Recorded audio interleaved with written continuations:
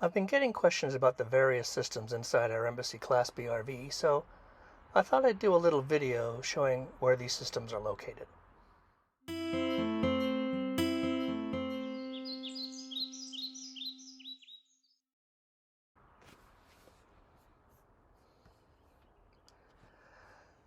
We're at the rear of the van right now. The camera is showing the inside of the right storage cabinet from the back of the van. You can see an access port on the left, which will make more sense a little bit later in the video. The lithium batteries are located just below this rear cabinet. Here you can see the rear garage, an open space for storage under the rear bed. I emptied it out so you could see it a little better. If I move in closer, you can see the front of the cab in the middle of the screen. And as I come back out, you can see the various access ports to more storage. The new design has all these walls open, so no need for access ports. The access port indicated by the arrow is this one right here. When I open it, you can access the city water connection.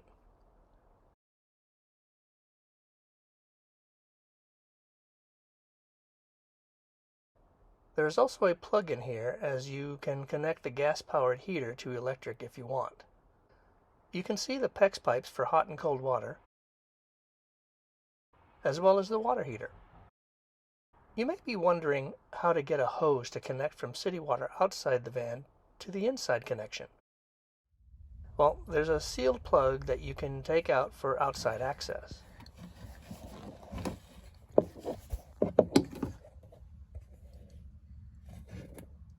This is the inside of the left storage cabinet from the back of the van.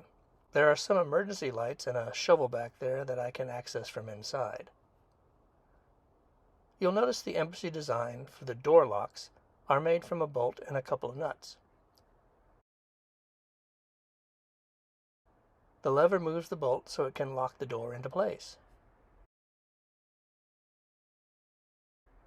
You just press the lever to open the door again. There is also an access port inside the storage area so you can reach the cover for the water heater. Never open this while the system is hot. You will get burned. Back inside the main storage garage area, I'm going to open this access port.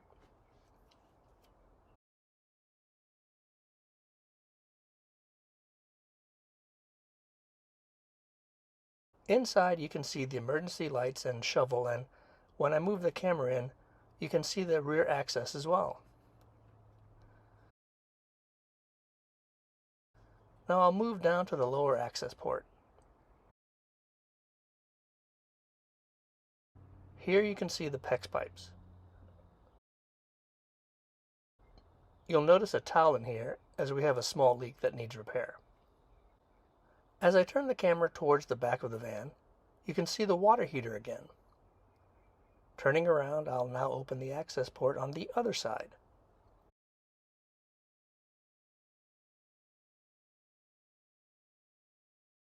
This allows me to reach the back of the storage area if needed. There are cabinets under the sink inside the van where I can access the garbage can, currently being cleaned out, and the PEX pipes. Again, you can see the water heater in the rear of the van. You'll also see the towel inside because of the leak, which I think is coming from the faucet connection. Hopefully this won't be a major repair. Mixed in with all the PEX is the FlowJet water system pump. Remember, Embassy has an ozone water purification system to keep the water as pure as possible. When I open the next cabinet, you can see the water regulator control to change the temperature of the water coming out of the faucet, as well as the water filter. Below all of this is the heater for the van. On the opposite side of the sink are more cabinets. This first one, to the right of the fridge, has the AC unit controls up above. Below the drawers, you will find the hoses from the rear AC unit to the outlet vents around the van. There's also a panel in the back, which is the split system AC control board and the three-phase converter for the compressor.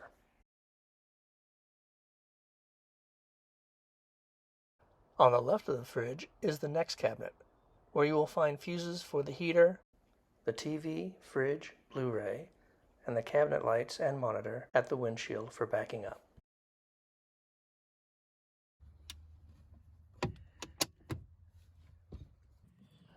Below all the drawers are some major connections. The 60 amp is for the upper fuse panel, the 80 amp is for the lower fuse panel, the 120 amp is for the AC unit, and the 200 amp is for the inverter. Right above these is a fuse box with a plastic cover that is difficult to photograph, so I removed it so you could see. There is also a 350 amp mega fuse, which I'm not showing, but is for the second alternator. And speaking of the second alternator, here you can see the nation's second alternator regulator box.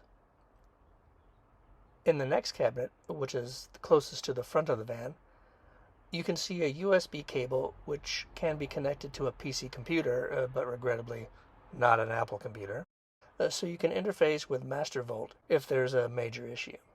They can diagnose issues right from the computer. And finally, here's the AC hose that started in the back and goes all the way to the front air vent. There's one other breaker panel I wanted to show, but it was incredibly difficult to get a video of it, so I took a still photo as well. It has 230 amp mains, which control every other breaker. And then there is a whole bunch of 15 amp breakers. First one is for the receptacle by the slider door.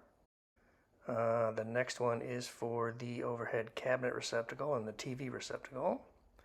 The third one is the water heater electric element. Then the microwave is the fourth one.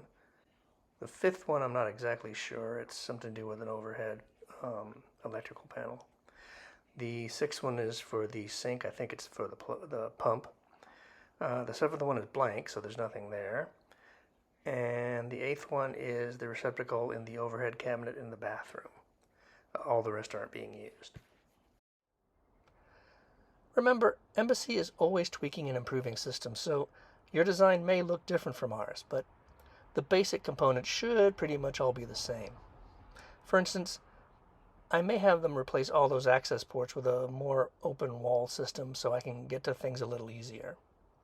Also, there are older Embassy models out there that used lithionic battery systems, but I think Embassy only uses MasterVolt now.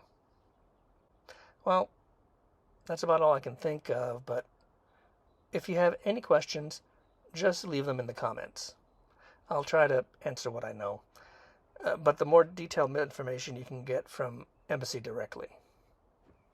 Be seeing you.